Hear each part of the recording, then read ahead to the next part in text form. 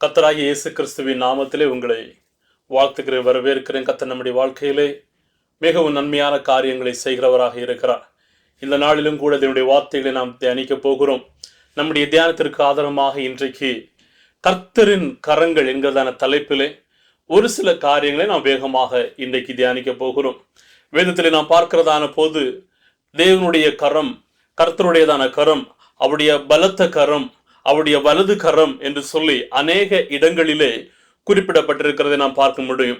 இந்த கர்த்தருடைய கரம் என்று சொல்லுகிறதான இந்த பதம் எதை குறிக்கிறது என்று சொன்னால், அது யதார்த்தமாகவே தேவனுடையதான ஒரு சரீர பிரகாரமான கரத்தை குறிக்கிறது அல்ல. வேதம் சொல்லுகிறது, தேவன் ஆவியாய் இருக்கிறார், அவரை தொழுது கொள்ளுகிறவர்கள் ஆவியோடும் உண்மையோடும் தொழுது கொள்ள வேண்டும்.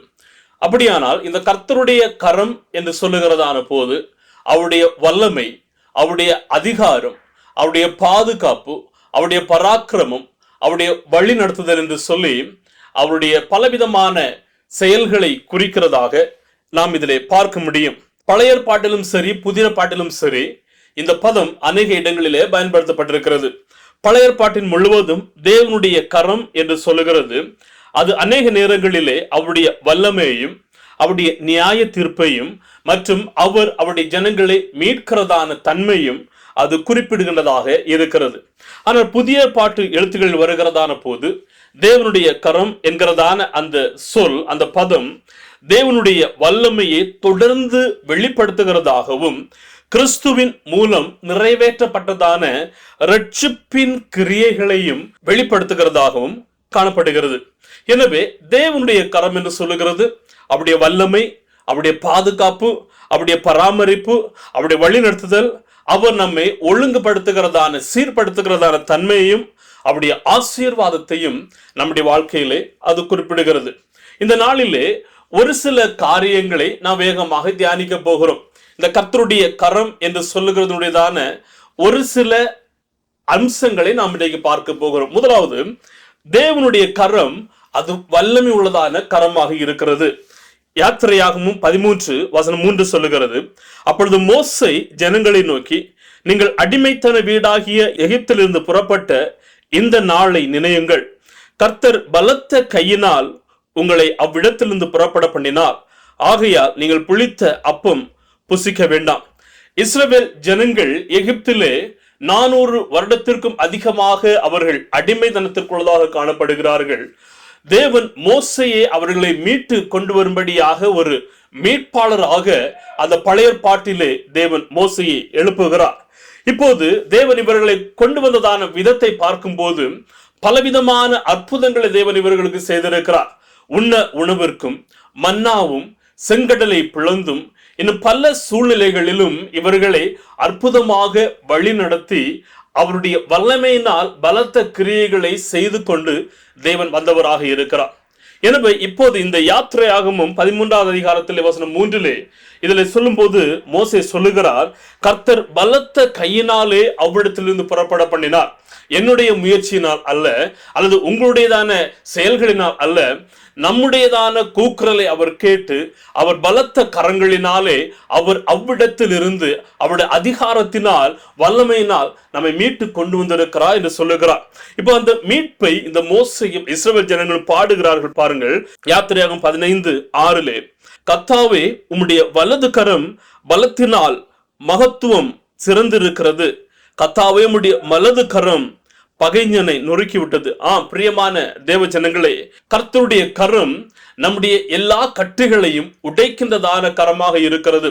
கர்த்தருடைய கரம் நம்மை எல்லா விதமான அடிமைத்தனத்தில் இருந்தும், எல்லா விதமான வியாதியிலிருந்தும், எல்லா விதமான போராட்டங்களில் இருந்தும், எல்லா விதமான பண ரீதியான பிரச்சனைகளில் இருந்தும் நம்மை விடுவிக்கின்றதான ஒரு வல்லமை நிறைந்ததான கரமாக காணப்படுகிறது.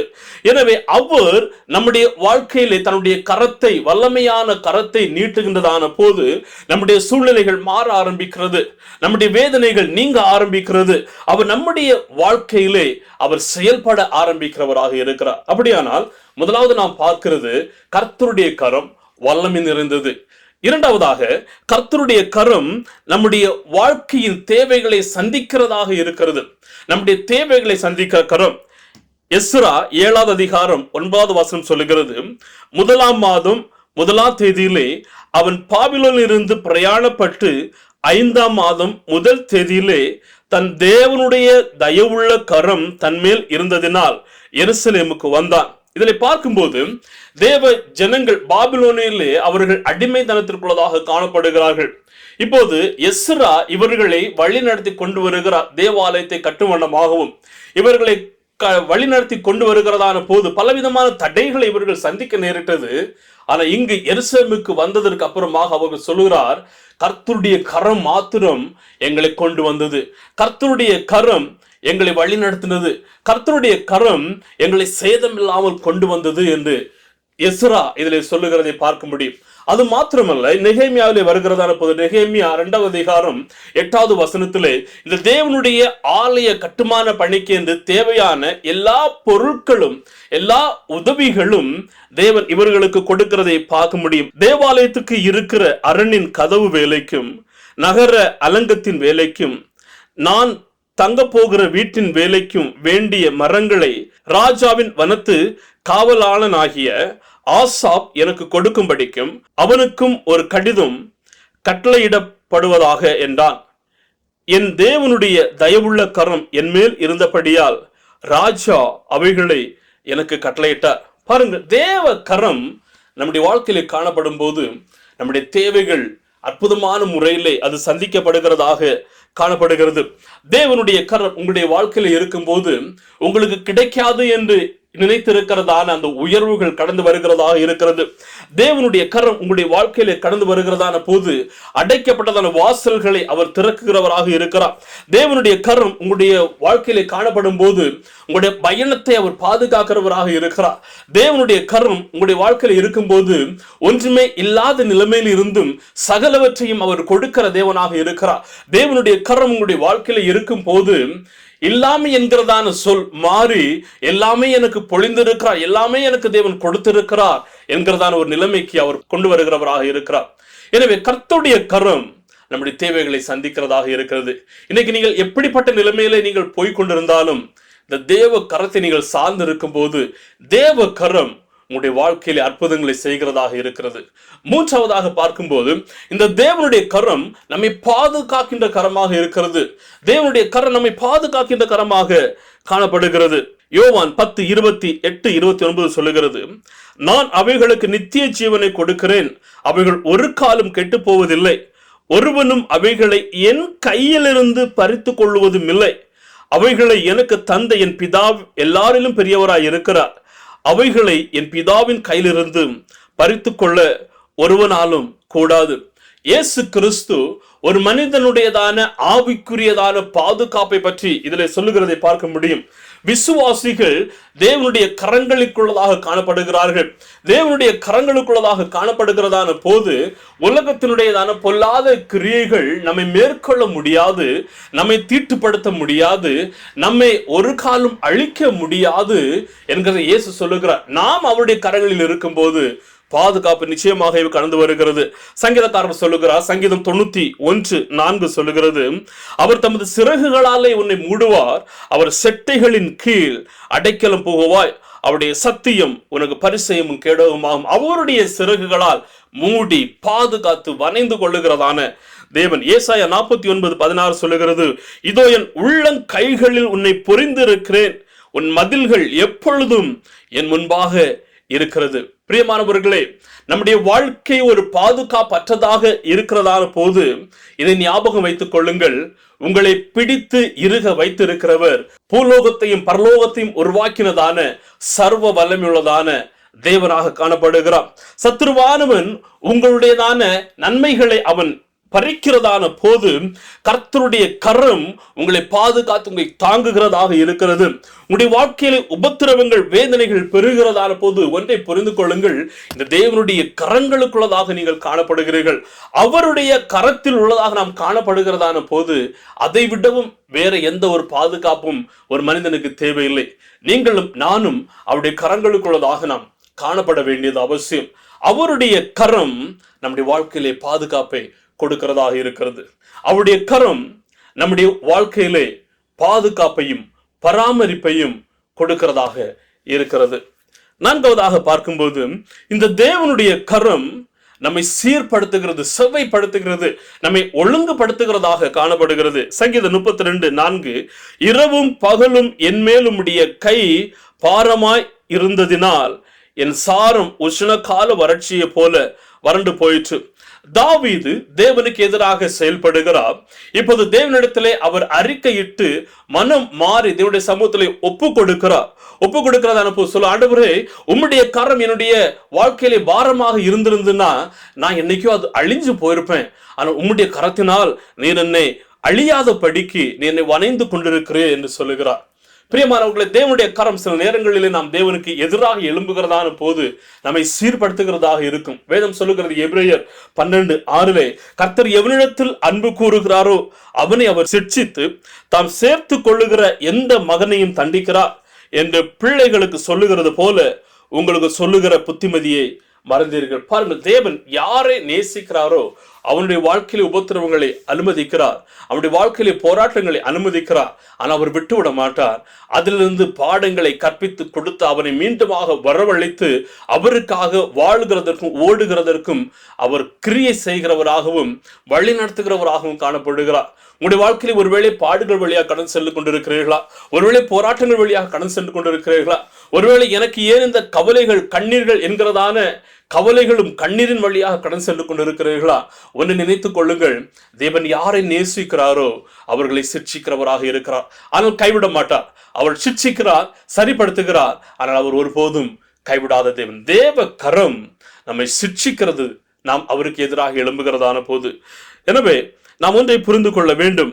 நாம் எப்போது நம்முடைய வாழ்க்கையிலே பாரமாக தோன்றுகிறதான சூழ்நிலை இருக்கிறதோ அவருடைய கரத்தையே சார்ந்திருங்கள். நம்முடைய வாழ்க்கையில தாமதங்களும் நம்மை சீர்படுத்துகிறதான சூழ்நிலைகள் காணப்படுகிறதோ இவைகள் எல்லாமே அவருடைய அன்பினுடையதான அறிகுறிகளாக காணப்படுகிறது. எனவே அவருடைய சிட்சையை நாம் ஏற்றுக்கொண்டு நாம் முன்னேறி செல்ல வேண்டியதான இடத்திற்கு நேராக முன்னேற வேண்டியது அவசியம். இன்னும் ஒரு காரியத்தை சொல்லி முடிக்கிறேன். கர்த்தருடைய கரம் நம்மை சரியான பாதையிலே வழி நடத்துகிறதாக இருக்கிறது.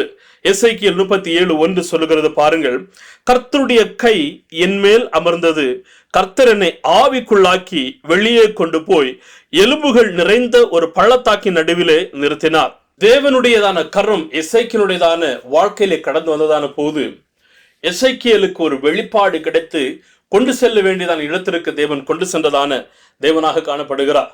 சங்கீதம் 139:10 சொல்லுகிறது, நான் வானத்திற்கு ஏறி போனாலும் நீர் அங்கே இருக்கிறீர், பாதாளத்தில் படுக்கை போட்டாலும் நீர் அங்கேயும் இருக்கிறீர், நான் விடியற்காலத்து சிட்டைகளை எடுத்து சமுத்திரத்தின் கடையாந்தரங்களிலே போய் தங்கினாலும் அங்கேயும் உமது கை என்னை நடத்தும், உமது வலது கரம் என்னை பிடிக்கும். அவருடைய கரத்திற்கு எதிராக நாம் எங்கேயுமே ஓடி ஒளியவே முடியாது. தேவனுடைய கரம் நம்மை வழி நடத்துகிறதாக இருக்கிறது. எசேக்கியேலுடைய வாழ்க்கையிலே தேவனுடையதான கரம் அமர்ந்ததான போது உலர்ந்த எலும்புகள் இருந்தான் இடத்திலே தேவன் அவனை கொண்டு போய் தேவனை இன்னும் அதிகமாக நம்பும் வண்ணமாகவும் விசுவாசிக்கும் வண்ணமாகவும் உயிரற்ற எலும்புகளை உயிரடைய செய்து அவருடைய விசுவாசத்தை இன்னும் பெருக்கிறதான தேவனாக காணப்படுகிறார். சங்கீதம் 139:10 சொல்லுகிறது, தேவனுக்கு எதிராக நாம் எங்கேயுமே ஓடி ஒழிய முடியாது. வானத்துக்கு போனாலும் எந்த இடத்திற்கு நாம் போனாலும் அவருடைய கரம் நம்மை தாங்குகிறதாக இருக்கிறது. ஏசாயா 48:17 சொல்லுகிறது, இஸ்ரவேலின் பரிசுத்தராகிய உன் மீட்பராகிய கர்த்தர் சொல்லுகிறதாவது, புரோஜனமா இருக்கிறதை உனக்கு போதித்து நீ நடக்க வேண்டிய வழியிலே உன்னை நடத்துகிற உன் தேவனாகிய கர்த்தர் நானே. நாம் நடக்க வேண்டியதான வழியிலே நம்மை நடத்துகின்றதான தேவன் இந்த தேவனாக காணப்படுகிறார். எனவே அவருடைய வழி நடத்துதலுக்காக நாம் ஒவ்வொரு நாளும் ஜெபிக்க வேண்டியது அவசியம். அவருடைய திசைக்காக நாம் ஒவ்வொரு நாளும் அவருடைய கரத்திற்குள்ளதாக நாம் அடங்கி இருக்க வேண்டியது அவசியம். நம்முடைய ஊழியங்களிலே வல்லமையையும் கனிகளையும் பார்க்கும் வண்ணமாக அவருடைய கரம் நம் மீது அமர வேண்டியது அவசியம். அவருடைய கரம் நம் மீது அமருகிறதான போது நம்முடைய பாதைகள் செவைப்படுகிறதாக காணப்படும். தேவனுடையதான கையின் மிக பெரிய வெளிப்பாடு எகிப்திலோ பாபிலோனியலிலோ அல்ல, ஆனால் கல்வாரியிலாக காணப்படுகிறது. கல்வாரி சிலுவையிலே தேவனுடைய கரம் இயேசு சிலுவையில் அறையப்பட அனுமதித்தது. அது விபத்து அல்ல, தெய்வீக திட்டமாக காணப்படுகிறது. ஆதாமை உருவாக்கிய அதே கரம் நம்முடைய ரட்சிப்புக்காக ஆணிகள் துளைக்க அனுமதிக்கப்பட்டதாகவும் காணப்படுகிறது. பிரியமானவர்களே, இந்த தேவ கரம் அவருடைய பிள்ளைகளை பாதுகாக்கிறது, பராமரிக்கிறது, தேவைகளை சந்திக்கிறதாக இருக்கிறது, சரியான பாதையில் வழிநடத்துகிறதாக இருக்கிறது. நாம் தவறுகிறதான போது நம்மை சிட்சிக்கிறதாக காணப்படுகிறது. இன்றைக்கு நாம் கற்றுக்கொள்ளுகிறதான பாடம் என்னவென்று சொன்னால், பயந்திருக்கும் போது அவருடைய கரத்தை நம்புங்கள். குறைவில் இருக்கிறதான போது அவருடைய கரத்தை சார்ந்து கொள்ளுங்கள். நாம் திருத்தப்படும் போது அவருடைய கரத்திற்கு கீழ்ப்படிந்து அமர்ந்திருங்கள். நாம் குழப்பத்தில் இருக்கிறதான போது அவருடைய கரத்தை தேடுங்கள். ஜெயத்தில் இருக்கிறதான போது அவருடைய கரத்தையே துதிக்க வேண்டியதும் உயர்த்த வேண்டியது அவசியம். ஒரு குழந்தை தன்னுடைய தகப்பனோடு கூட நடந்து செல்லுகிறது. பயங்கரமான இடியும் மின்னல்களும் காணப்படுகிறது. இருளான ஒரு வேளை. அந்த தகப்பன் சொல்லுகிறார், என்னை நீ பிடித்து கொண்டு நடந்து வா. ஆனால் அந்த குழந்தை சொல்லுகிறது, இல்லையப்பா, நீங்கள் என்னை பிடியுங்கள். ஒருவேளை நான் உங்களை பிடிக்கிறேன் என்று சொன்னால் என்னுடைய பயத்தில் ஒருவேளை நான் அங்கும் இங்குமாக விழ வேண்டிய சூழல் இருக்கும். ஆனால் நீங்கள் என்னை பிடித்தீர்கள் என்று சொன்னால் நான் ஒருபொழுதும் விழமாட்டேன். ஏனென்று சொன்னால் நீங்க என்னை விட்டு விலக மாட்டீங்க, என்னை இறுக பிடித்துக் கொள்ளுவீர்கள் என்று சொல்லி. ஆம் பிரியமானவர்களே, தேவ கரம் நம்மை இறுக பிடிக்கிறதான ஒரு கரமாக இருக்கிறது. அந்த கரத்திற்குள்ளதாக நாம் நம்மை அர்ப்பணித்து அவருக்குள்ளதாக அடங்கி இருக்கும் போது பாதுகாப்பானவர்களாகவும் சரியான பராமரிப்பை பெற்றவர்களாகவும் நாம் காணப்படுகிறோம். எனவே இன்றைக்கு கேள்வி என்னவென்று சொன்னால், நீங்கள் நானும் அவருடைய கரத்தில் அடங்கி இருக்கிறவர்களாக இருக்கிறோமா? போராட்டங்கள் வரும்போது, பாடுகள் வரும்போது, உபத்திரவங்கள் வரும்போது அவருடைய கரத்தில் அடங்கி இருக்கிறோமா? அவருடைய கரம் வல்லமை உள்ளது என்பதை புரிந்து கொள்ளுங்கள். நாம் வழி தவறுகிறதான போது அவருடைய கரம் நம்மை வழி நடத்துகிறது. நாம் உடைந்து போய் இருக்கிறதான போது, நொறுங்கின நிலைமையில இருக்கும் போது அவருடைய கரம் நம்மை சுகப்படுத்துகிறதாக இருக்கிறது. நாம் ஒருபோதும் பெருமை இல்லாதபடிக்கு தாழ்மை உள்ளவர்களாக அவருடைய கரத்திலே அடங்கி இருக்க வேண்டியது அவசியம். எனவே இந்த நாளிலே நம்மை நாமே தேவ சமூகத்தில் மறுபடியுமாக சமர்ப்பிப்போம். அவருடைய கரத்திற்குள்ளதாக அடங்கி இருக்கும் போது அவர் நம்மை உயர்த்துகின்றதான தேவனாக இருக்கிறார். அது மாத்திரமல்ல, அவருடைய வல்லமை, அவருடைய அதிகாரம், அவருடைய பாதுகாப்பு, அவருடைய பராமரிப்பு, அவருடைய வழி நடத்துதல், அவருடைய சீர்படுத்துதல் நம்முடைய வாழ்க்கையிலே கடந்து வருகிறதாக இருக்கிறது. கர்த்தருடைய கரம் உங்களோடு இருந்து உங்களை வழி நடத்தட்டும். ஆமென். ஆமென். God bless you.